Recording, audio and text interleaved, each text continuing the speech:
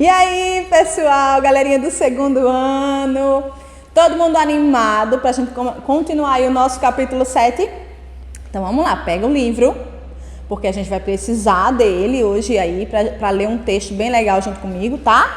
Vamos lá, a gente vai iniciar o nosso capítulo 7, quer dizer, a nossa segunda parte do capítulo 7, com notícia e telejornal, tá? A gente já falou sobre reportagem, a gente viu que ali é falando sobre um estilo mais jornalístico, mais sério, né?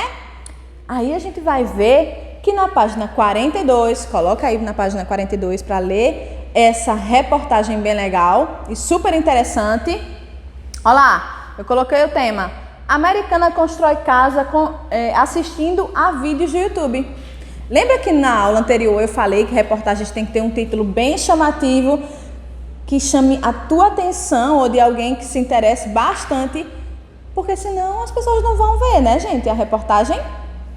Vai lá, lê a reportagem aí na página 42. Por quê? Porque a gente vai ver algumas características do gênero notícia, tá? Ó, assim como a reportagem faz parte do universo jornalístico. Então a gente já viu aí, se você já leu o texto com a ajuda da mamãe, do papai, da babá, com a ajuda de alguém, se você tem um pouco de dificuldade ainda, que é normal, tá? Você viu que essa reportagem, ela também faz parte do universo jornalístico. Olha aí quem foi o autor, o repórter que escreveu essa reportagem. Vai lá e dá uma procurada. É um texto informativo, né? Lembra que eu falei que as reportagens, elas informam com exatidão onde aconteceu, quando aconteceu, tá? A diferença entre a reportagem e a notícia é essa aqui, ó.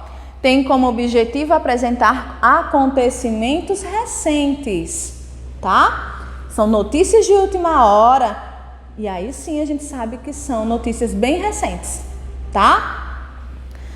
Possuem parágrafos e margens, exatamente como a reportagem, né? Para se tornar uma notícia, o fato apresentado deve chamar a atenção. Tem um monte de sites hoje em dia que tem como base apresentar notícias recentes, tá? Tudo que está acontecendo aqui na cidade ou no mundo na hora que você acessa, tá bom? Bom, a notícia deve responder a perguntas como: o quê? Sobre o que é que eu estou falando? Tá? Então, imagina que as pessoas, o repórter ou o jornalista que vai escrever tem que responder a todas essas perguntas aqui para poder escrever a notícia dele. Ó, o que é? O que? Tá? Eu estou escrevendo sobre o que? Qual vai ser aí o tema da minha notícia? Quando essa notícia está acontecendo? Eu tenho que informar para o leitor quando aconteceu de fato, tá? Onde aconteceu essa notícia? Quem está participando daquela notícia super importante ou super interessante que está chamando a tua atenção? Como foi que isso aconteceu? Tá? E por último, por quê? Né? Por que que esta pessoa ou estas pessoas, elas estão participando dessa notícia? Tá bom? Onde podemos encontrar uma notícia, então? Olha lá, jornais, revistas e, hoje em dia, na internet, né, gente? Como eu falei anteriormente em reportagem, eu disse que hoje em dia, além das partes impressas, né, a gente pode encontrar todo esse material através da internet, né, do acesso à internet e através das rádios. Sabe aqueles comerciais que passam ali entre uma música e outra? A gente viu que existem os spots, lembra? Mas também existem notícias dentro da grade de horários de uma rádio, tá bom? Bom, telejornal. A gente viu aí que, além dos jornais e revistas impressos na internet, as notícias e reportagens também aparecem em jornais na televisão. E aí, você e seus familiares assistem algum jornal na TV? Tem um monte de gente que é tradicional, né? Tem que assistir aquele jornal ali num determinado horário, né? E tem gente que não gosta. Mas os jornais, eles têm uma grande importância, né? Porque eles trazem acontecimentos bem atuais para que a gente fique por dentro do que está acontecendo no país, na nossa cidade, no estado, no mundo, tá? Você já percebeu o comportamento dos apresentadores do telejornal? Já percebeu como eles se vestem? Já percebeu ali se eles falam sério ou se eles ficam sorrindo, super alegres? Eu nunca percebi. Agora é o momento, tá? Vai lá, assiste um jornal, pelo menos um pouquinho, pede para a mamãe colocar aí algum jornal e assistir, para ver como é que eles se comportam, tá? Bom, vamos praticar, tá? Você conhece a língua brasileira de sinais, que é Libras? Vai lá no anexo 3. No anexo 3 tem uma produção de uma notícia, tá? E lá, do ladinho das linhas para a produção dessa notícia que você vai fazer, lembrando que tem que responder todas aquelas perguntas que eu disse que uma notícia tem que ter, né? O que, quem, por quê. Vai lá, volta o vídeo um pouquinho e você vai lembrar de todas essas perguntas para poder fazer a tua notícia. Tem essa imagem, mim e as mãozinhas. No teu livro, a gente tem aí um link desse vídeo. Esse vídeo ele foi criado através de uma notícia, sabia?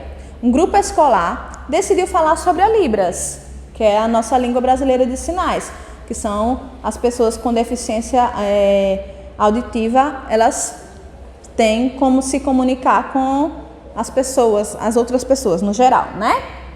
E aí, através dessa notícia, um grupo fez um desenho animado super legal que ensina as pessoas que vão lá assistir a usar a língua de sinais.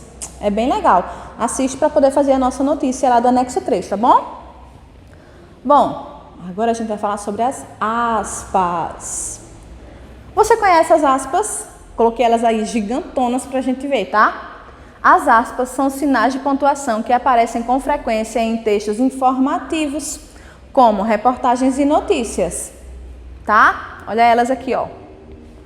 Mas quando é que a gente usa essas aspas? As aspas são utilizadas para destacar, ó, a fala de alguém. Então, eu coloquei ali a fala de um personagem, ó. Se um pássaro com um bico pode construir a própria casa, por que não me animar a fazer a minha com as minhas próprias mãos? Quem falou isso foi o Carlos Vilaró, que foi o construtor daquela casa Pueblo, lembra? Da aula anterior. Ó, o início da fala dele tem aspas e o final da fala dele tem aspas, tá? Então, se eu vou escrever a fala de alguém, exatamente como ele falou, eu tenho que colocar as aspas. Aposto que você já viu alguém fazendo esse sinal, né? Esse sinal aqui significa isso, aspas, tá? Ó, se eu vou escrever o título de um livro, eu tenho que colocar as aspas, tá? Olha aqui, ó. Eu peguei a capa de um livro, só que aí eu quero escrever o nome do título desse livro. Eu tenho que colocar as aspas. O Gato do Chapéu. Tranquilo, né? Eu coloco aspas quando vou escrever a fala de alguém.